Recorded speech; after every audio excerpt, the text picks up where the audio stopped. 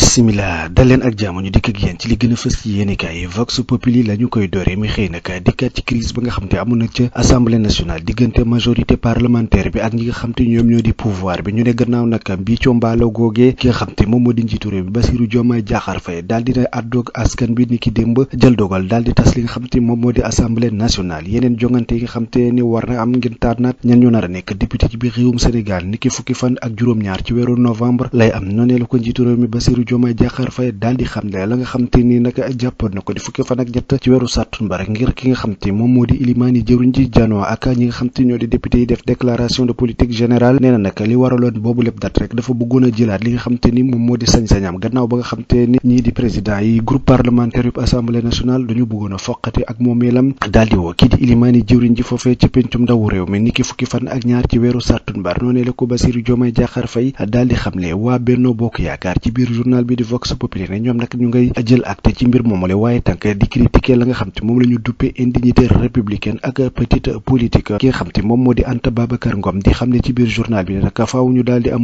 mobilisation ngir nag cohabitation am foofee nga xam te moom moo di ci biir assemblée nationale Cheikh Bamba Dièye daal di cay àddu moom itamit mu ne nag li nga xam te jël nañ ko mesure nécessaire la et salutaire loo xam te mënul woon a ñàkk la faaw ñu doxale noonu la ko Vox Populi daal di xam ne le témoin quotidien xëy dikkaat ci mbir moomule mu ne l'acte de décès de l'Assemblée nationale signé hier par le président de la République 14e législature suul dañ ko fleur ya fi mu toll nii moom mooy boy noonu la ko journal bi di le témoin quotidien xam ne ndax nag ki nga xam te moom moo di njiitu réew mi Bassirou Diomaye Diakhar Faye ni ki démb janoon ak askanu Sénégal daal di leen xamal ni jafe-jafe yi nga xam te nemmeeku nañ ko foofee ci pencum ndawu réew ma ak la nga xam ne moo nekk xemmemteefu ñi nga xam te ñoom ñoo fa am majorité di waa Benno Bokk Yaakaar di bloqué liggéeyu bu nguurug Sénégal doon xupp nguur gi tamit ci motion de censure ak yeneen i jafe-jafe yoo xam te indi nañ ko ci biir réewum Sénégal gannaaw ba ñu dàqee la nga xam te moo nekkoon débat d'orientation budgétaire ba loolee lépp njiitu réew mi Bassirou Diomaye Diakhar Faye ni lu ni mel nag mënta wéy ci biir réewum Sénégal ndax askanu Sénégal dañ leen a tànn sas leen am liggéey boo xam te ñu ngi koy xaar ci ñoom te waa Benno Bokk Yaakaar bëgguñu àndandoo ak ñoom ca liggéey boobu loolee tax rek moom daal dina jël dogal tas lii nga xam te moom moo di assemblée nationale l'observateur yéeni kay nañu nag dissolution de l'assemblée nationale jeu et ruse mu ne nag le président s'est déduit juste pour sauver son premier ministre maanaam ki nga xam te moom moo di njiitu réew mi Bassirou Diomaye Diakhar Faye dafa deltuwaat gannaaw ci ay kàddoom ngir nag daal di sauver ki nga xam te moom moo di ilimaani jëwriñ ji Ousmane Sonko Diomaye Sonko un sacrifice à tout prix waaye tamit mu daal di cay yokk ni lu di mel nag dana nekk loo xam te dana ñuulal li nga xam te moo di liggéeyu gouvernement boobu Sénégal chef de l'état njiitu réew mi Bassirou Diomaye Diakhar Faye wax na nag ñetti bàkkaar yi nga xam te moom la waa Benno Bokk Yaakaar def ba tax nag moom mu daal di tas li nga xam te ni moom moo di assemblée nationale waaye tamit journal bi ne loolee day oyof na loolu ngir nag mu daal di doxale ni nga xamante ni noonee la doxale législative maanaam yeneen jongante ngir tànn ay député ci biir réewum Sénégal lu ni mel dina am fukki fan ak juróom-ñaar ci weeru novembre ba nga xam te moom moo nar a ñëw waaye tamit mu ne avis bu conseil constitutionnel ci parrainage bi ak li nga xam te moom moo di équation bu respect des délais waaye tamit fulu autour des opérations budgétaires ak milliards yi nga xam te moom moo war a tax ñu mën a organiser boobu lépp élection fan la jógee loolee lépp journal bi di l'observateur yéenikaay mu ngi koy lañ bet mu ni tamit ñi nga xam te ñoom ñoo di député ñoom danañu garder seeni avantage ba keroog ñuy daal di indiwaat beneen assemblée nationale bu yees classe politique entre acceptation et cri de ralliement ñi nga xam te ñoom ñoo nekk woy politique yi ku ci nekk yaa ngi xool na nga xam te moom moo di sa gis-gis ci mbir moom la ñenn ñi ànd nañ ci dogalub njiitu réew mi Bassirou Diomaye Diakhar Faye ñenn ñi tamit ñu ngay xool na nga xam te noonu la ñu def ba dugg ci génnuk langue politique ngir bokk ci jogante yooyu nga xam te ni moom moo war a ñëw Le Quotidien yi ni kay journalu Madiambal Diagne bi xëy nañu nag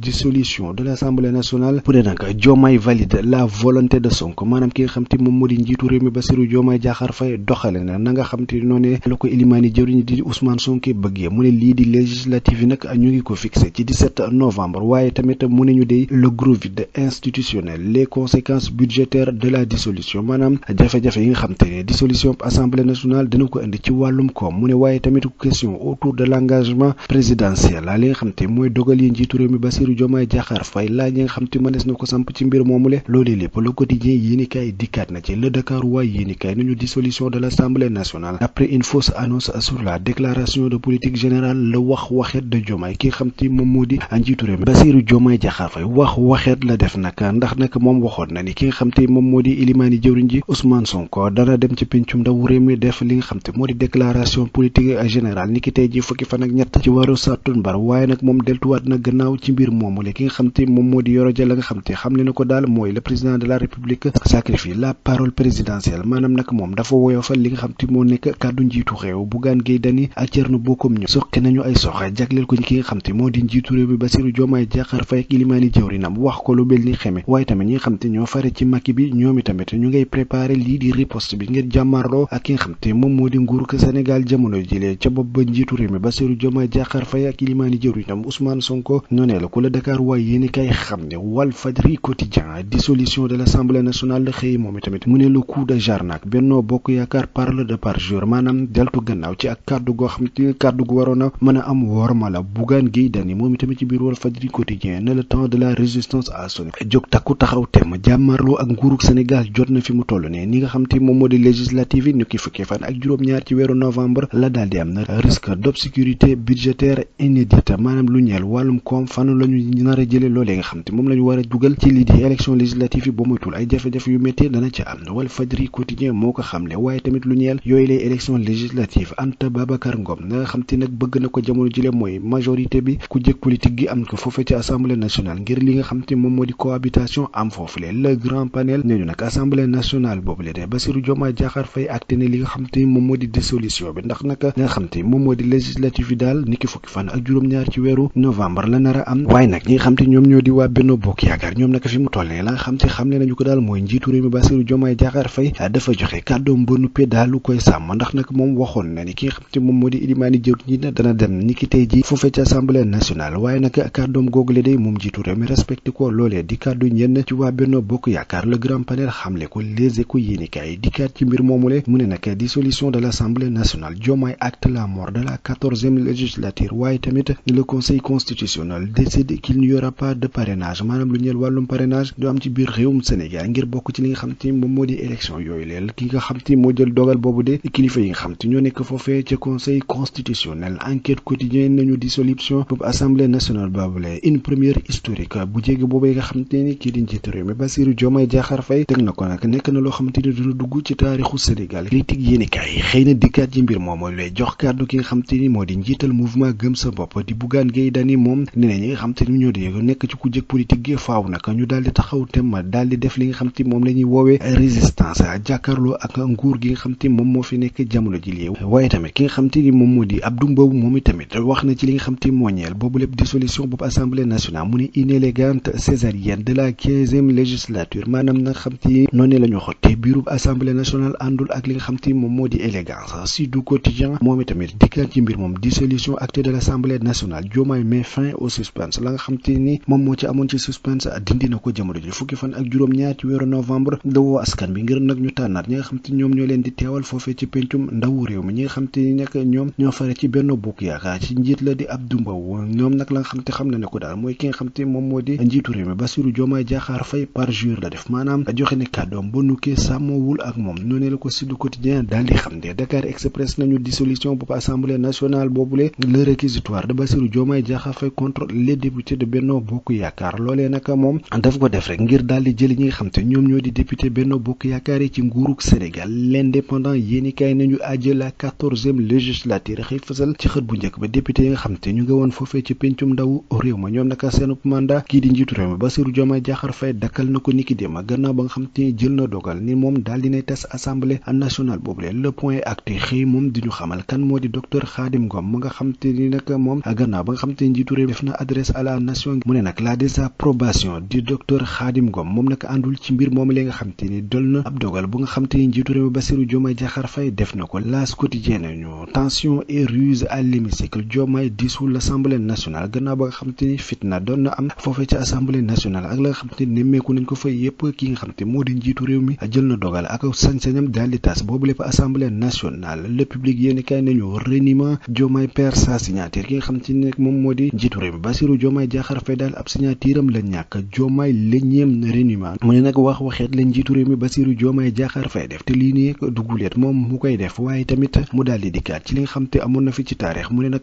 Macky Sall ki nga xam te Abdoulaye Wade moom moo ko inspiré woon ci lu ñeel wàllum waxeet maanaam wax deltu gannaaw kii di Macky Sall yi tamit moom moo inspiré kii di Bassirou Diomaye Diakhar Faye l'informateur yéeni kaay nañu dissolution de l'Assemblée nationale par le président de la République Benno Bokk Yaakaar contre-attaque noonu la ko l'informateur yéeni kaay xam ne tribune yéeni kaay nañu nag boobu lépp dogal daal àndul ak li nga xam te ni moom moo di décence présidentielle noonu la ko journalu Bougane Gueye Dany bi xam ne ba nuppee jox kàddu njiit la moom Bougane Gueye Dany njiital mouvement gëm sa bopp ci biir journalam mu ne day Bougane appel à l'union des forces vives pour sauver le Sénégal lañu taxaw temm booloo ñoom ñëpp ngir nag daal di sauver réewum Sénégal noonu la ko tribune yéeni kaay xam ne waaye tamit journal bi ne ñu ni ki démb daal ñi nga xam ne ñoo di Senelec ci ak lëndam la ñu dugal réewum Sénégal ndax coupure bu courant bu yàgg te métti lool l'évidence quotidien nañu nag de vitrine démocratique à état renégat loolee di kàddu yi Bougane Gueye Dany ci biir l'évidence quotidien waaye tamit dissolution de l'Assemblée nationale à la veille de la déclaration de politique générale Benno Bokk Yaakaar perd sa dernière voix ñi nga xam te ñoom ñoo di waa Benno Bokk Yaakaar genn kàddu ga leen dese woon daal ñoom fi mu toll ni ñàkk nañu ko foofee ca Assemblée nationale. Dakar Time nañu enfin le régime des Gondouane maanaam nguuru Gondouane yi noonu la ko Dakar Time daal di xam ne sigi la 14e législature libération yéeni kaay xëy titre lu ni mel daal di fësal ci xët bu njëkk ba njiitu réew mi Bassirou Diomaye Diakhar Faye waaye tamit libération yéeni kaay dikkaat ci li nga xam te moom moo di jéey ja nga xam te amoon na ca Mbuur ak gaal ga fa suuxoon ñi nga xam te ñoom ñoo di marine nationale bi nag ñoom jot nañu génnee di tolloog fanweer ak juróom-ñeent ci ay néew ci biir géej gi noonu la ko libération yéeni kaay daal di xam ne waaye tamit antenne quotidien nañu dissolution boobu l'Assemblée nationale président Diomaye Faye se défend d'un parjure il ne s'est pas agi de duper le peuple loolee di kàddu njiitu réew mi Bassirou Diomaye Diakhar Faye maanaam la nga xam te moo waraloon mbir ma daal du ak naxante ak ñi nga xam te ni ñoom ñoo di réewum Sénégal waaye nag dañu bëggoon daal di fexewaat ba li nga xam te moom moo di dogal ba nga xam te ni am na ci biir réewum Sénégal ñu xam ne kàddu gu mu jóge moom njiitu réew mi Bassirou Diomaye Diakhar Faye moo ko am na waaye tamit